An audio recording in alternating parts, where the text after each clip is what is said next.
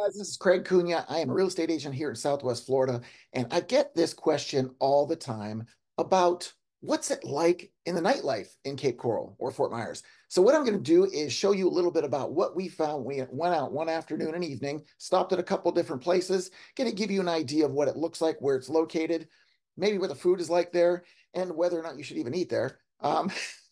But these are some of our favorite places. There's many, many more to visit, and we'll try to keep highlighting them as we go. But next time you come to town to try things out, keep a note of these different places that we're stopping.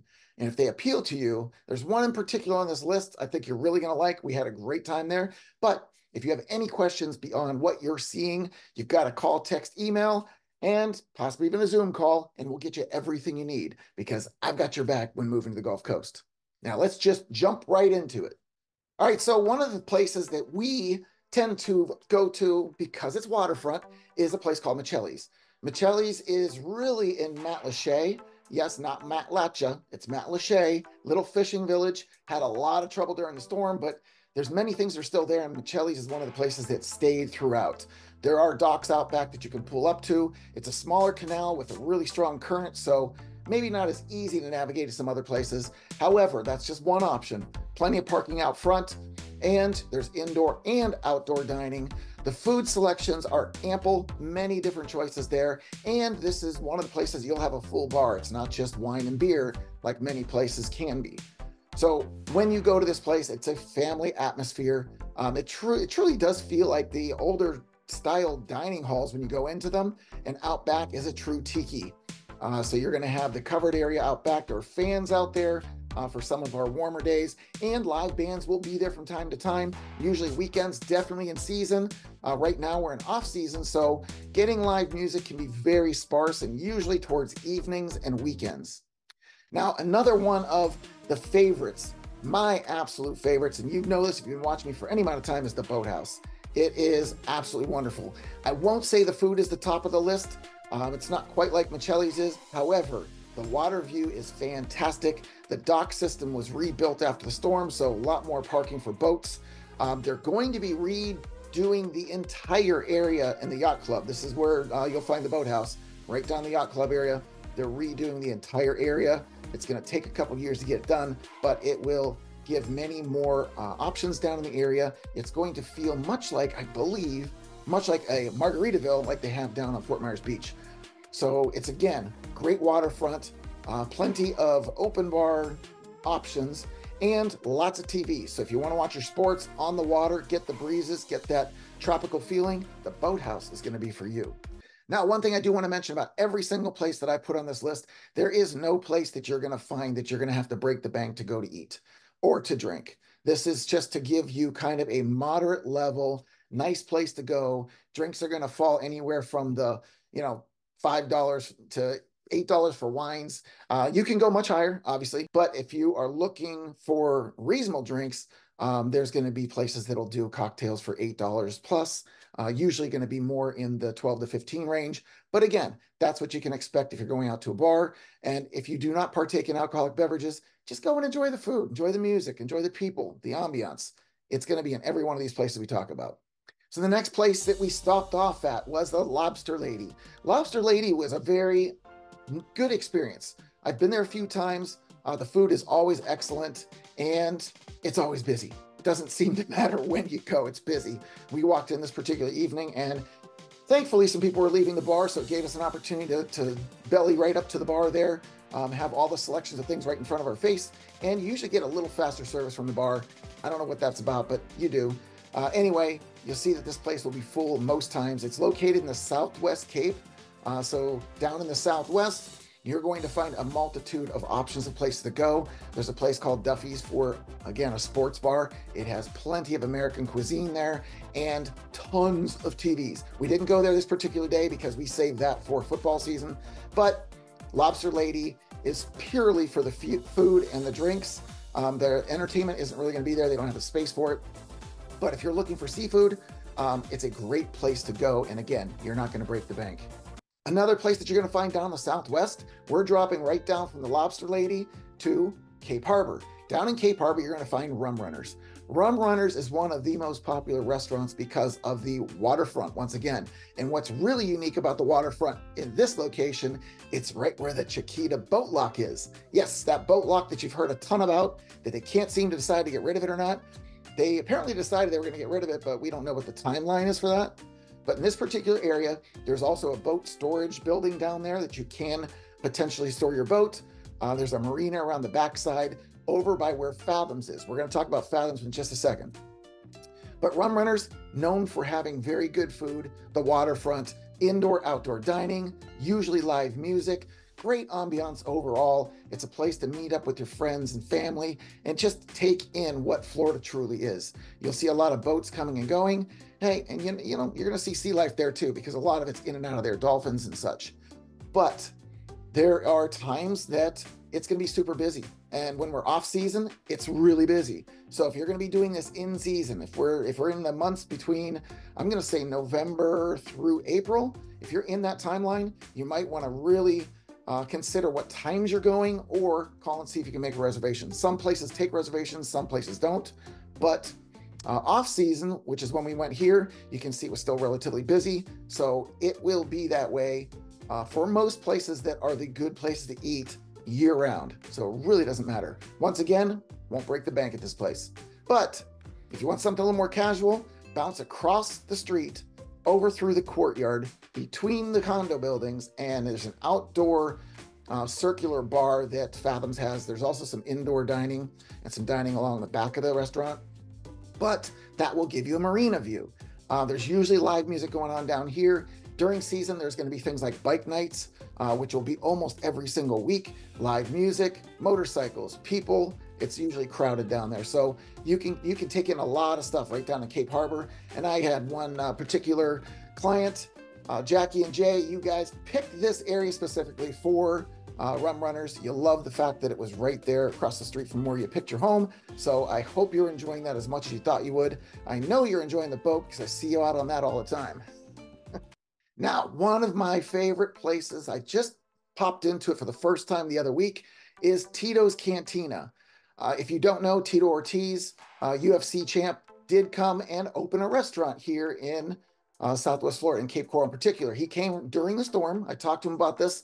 He came during the storm to help out, and he found that he loved how the people of Cape Coral were, how they treated each other, just how they came together through such a terrible time.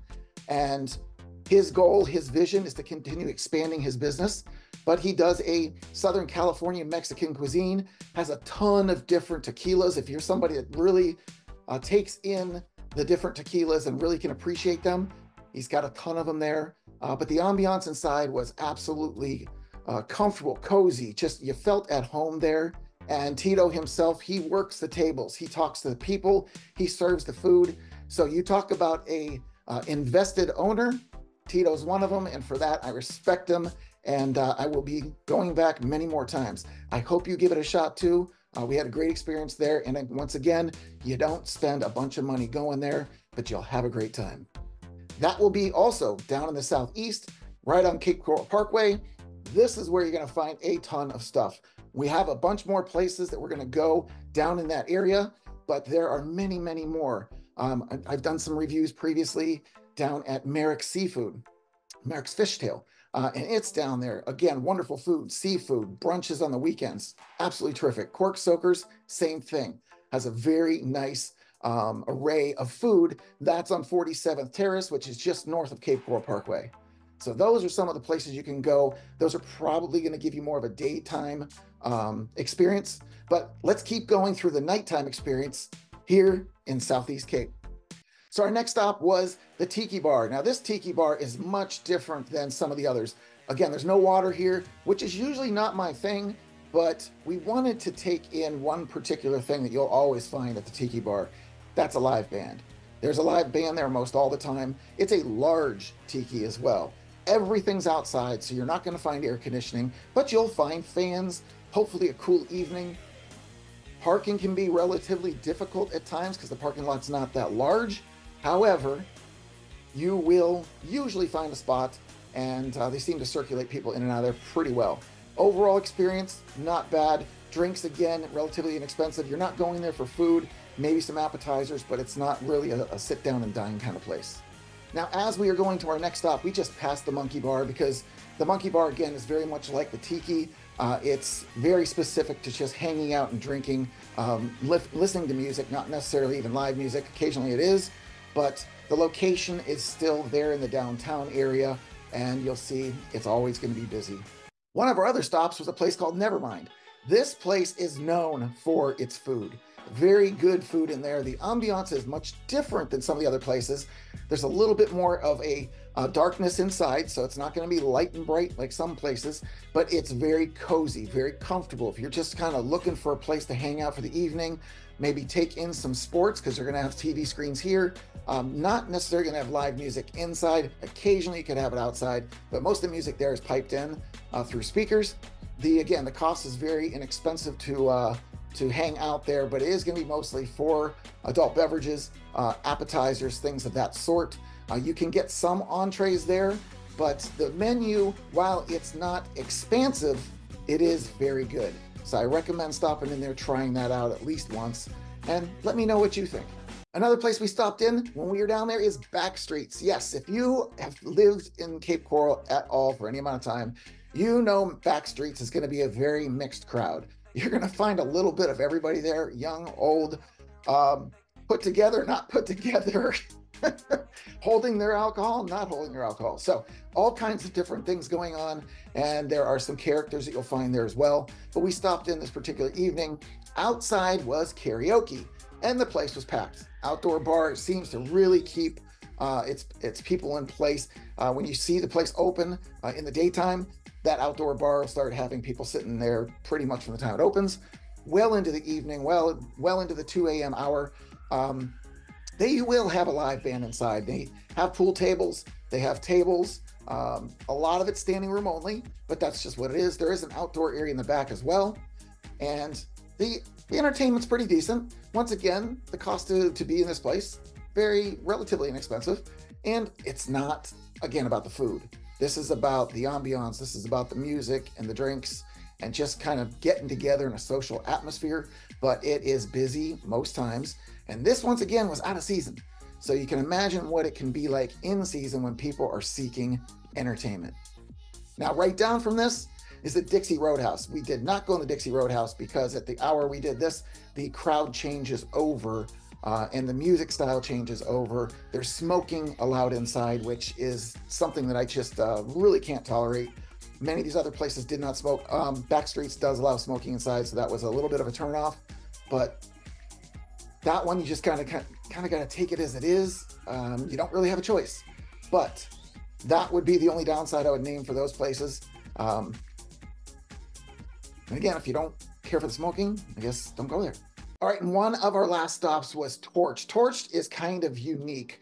I like it quite a bit because it's a large open air building. It also has an outdoor tiki area with live music almost all the time. Then with the food, again, relatively decent food. The drinks, again, inexpensive. Service is usually pretty solid. And this particular night, we had a little bit of a show like from the movie Cocktail, where they made this flaming drink. I don't know my drinks well enough to tell you what kind of drink it was. So if anybody can share in that, just put a comment down below to say what it was. But very cool experience. Once again, a place for social gathering. It's very convenient in the Southwest, very easy to get to, right off of Veterans Parkway and Surfside. So this is a little bit of a sample of some of the things you're going to find in the area. There are many, many more options. And again, like I said, these places were just convenient to where we are going at the time. We do like to stop in these places often. So if you're somebody that's looking for entertainment, looking for socialization, and looking for a decent meal, these are some options for you.